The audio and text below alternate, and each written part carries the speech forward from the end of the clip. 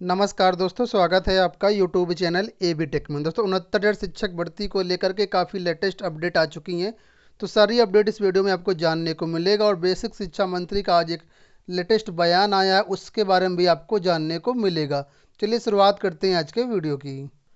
सबसे पहले बात करते हैं ओवरलैपिंग मामले की कोर्ट अपडेट के बारे में। दोस्तों आज लखनऊ बेंच में ओवरलैपिंग का केस लगा था। तो आज जो केस लगा था उसकी महत्वपूर्ण अपडेट ये निकल के आई है कि सरकार से 3 हफ्ते के अंदर काउंटर एफिडेविट फाइल करने के लिए कहा गया है। ठीक है, भर्ती पर कोई भी रोक नहीं लगाई गई। भर्ती जैसे अभी तक गतिमान थी वैसे ही चलती रहेगी। सिर्फ सरकार किस तरीके से भर्ती कर रही है उसके बारे में 3 हफ्ते में काउंटर एफिडेविट फाइल करना है सरकार को। दूसरी अपडेट की बात कर लेते हैं। तो दोस्तों दूसरी अपडेट महत्वपूर्ण इसलिए क्योंकि उत्तर कुंजी को लेकर के आज प्रयागराज बेंच में कई सारे केस लगे थे। तो यहाँ से अपडेट निकल के ये आ रही है कि सभी केसों को टैग करके इनकी सुनवाई एक साथ कल लगा दी गई है। ठीक है, किसी कारण से आज महत्वपूर्ण ज़्यादा देर तक सुनवाई नहीं हो पाई।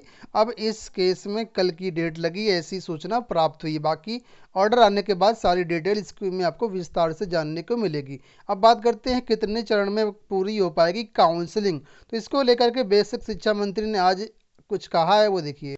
आप में से अधिकतर लोग पूछते रहते हैं सर क्या एक बार काउंसलिंग होगी, 2 बार काउंसलिंग होगी कि 3 बार काउंसलिंग होगी। तो बेसिक शिक्षा मंत्री का कहना है कि जब तक 69,000 शिक्षक भर्ती की पूरी 69,000 सीटें नहीं भर जाती हैं तब तक काउंसलिंग होती रहेगी। ठीक है, आपको याद होगा पिछली 68,500 शिक्षक भर्ती में आई थिंक 4 या 5 काउंसलिंग हुई थी।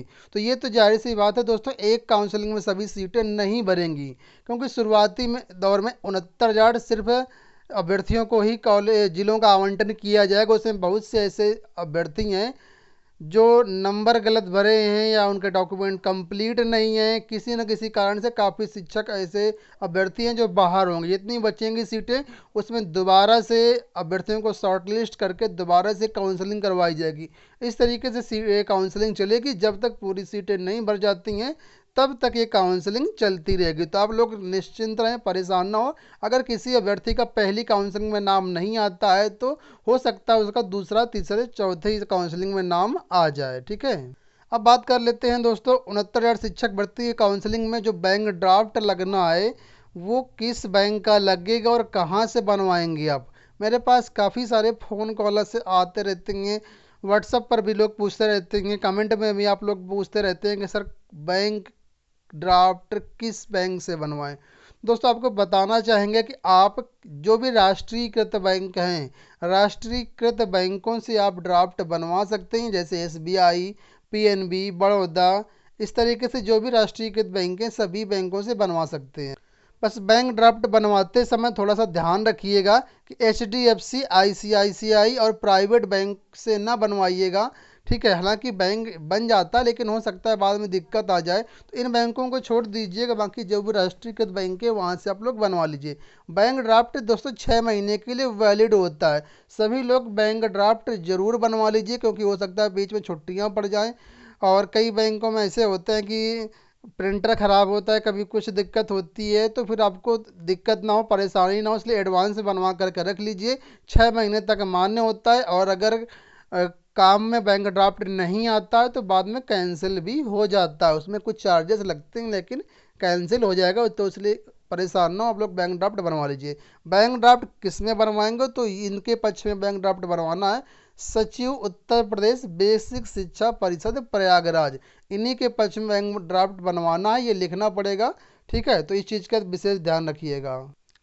सामान्य और ओबीसी के छात्रों को 500 रुपये का बैंक ड्राफ्ट लगेगा। अनुसूचित जाति, अनुसूचित जनजाति के अभ्यर्थियों के लिए 200 रुपये का लगेगा। दिव्यांगों के लिए कोई भी शुल्क नहीं लगेगा, उनको बैंक ड्राफ्ट नहीं बनवाना है। ठीक है, तो आप लोग बनवा लीजिए।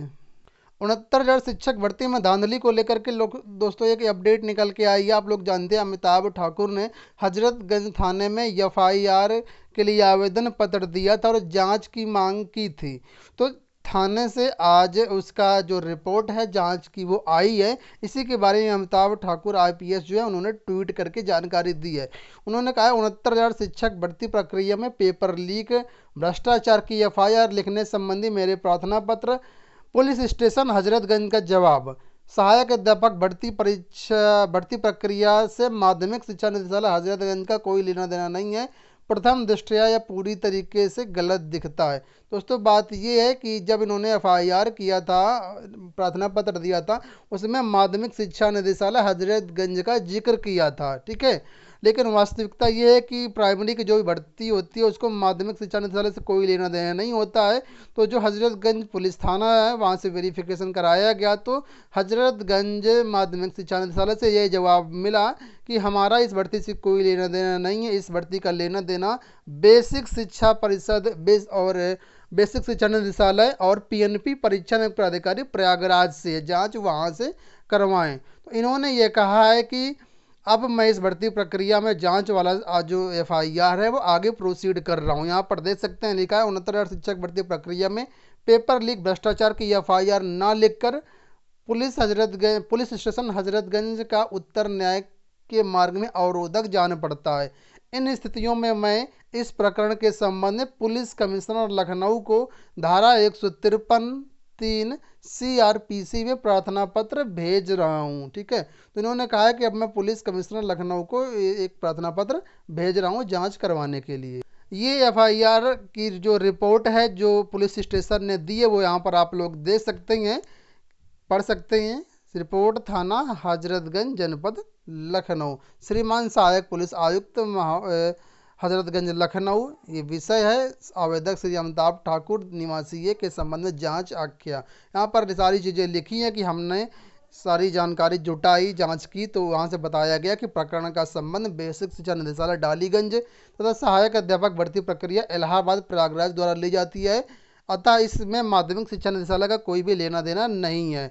पुलिस थाने से ये कहा गया कि अतः इस प्रकरण की जांच संबंधित से कराने की कृपा करें, ये लेटर दिया गया था। तो अब पुलिस कमिश्नर लखनऊ से को एफआईआर दर्ज कराने के लिए प्रार्थना पत्र दिया गया है, ठीक है।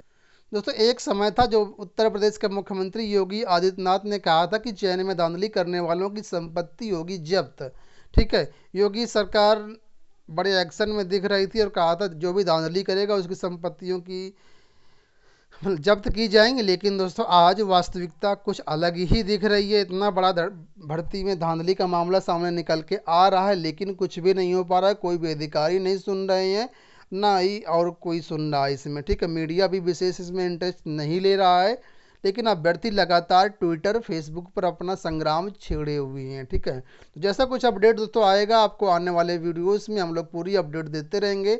आशा करते हैं वीडियो पसंद आया होगा, वीडियो को लाइक और शेयर कर दीजिएगा। धन्यवाद।